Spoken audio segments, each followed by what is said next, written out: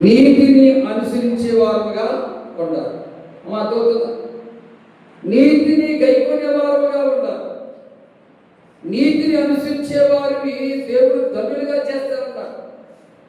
ఈనాడు దరిద్రులు అవుతున్నారంటే కారణం కులాన్ని అనుసరించో, లోకాన్ని అనుసరించో, ఆచారాలు గైకొను, లేక మూఢనమ్మకాలను అనుసరించో, లేకపోతే అన్ని జనులను వెంబడిస్తూ, లేక డబ్బు కోసమే మరి డబ్బును అనుసరిస్తూ జీవిస్తున్నాము కనుకని ధన్యతను పోగొట్టుకుని దరిద్రత అనిపిస్తుంది.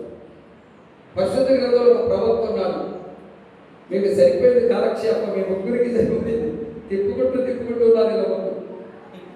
ఇక్కడ ఏమంటున్నాడంటే ఎవరిని చక్కని ధన్యత పొందుకున్నాడు ఒక ప్రవక్త, మంచి పేరు పొందుకున్నాడు ఒక ప్రవక్త.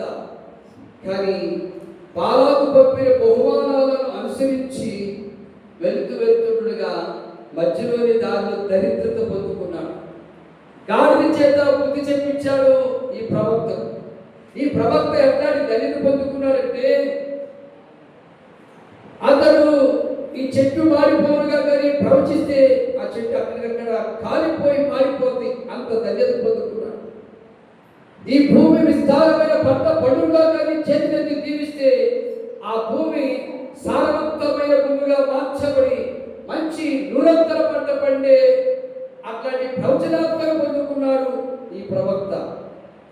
కానీ ఇలాంటి ప్రవక్త దేవుడిని విడిచి దేవుని మాట ప్రక్కన పెట్టి బాలాకు పంపిన బహుమానాలను ఆశించి, వెండి బంగారాలను ఆశించి, ధనధాన్యాలను ఆశించి ఆ మార్గంలో వెళుతూ ఉన్నాడు. మధ్యలోని గాడిద చేత బుద్ధి చెప్పించాడు దేవుడు.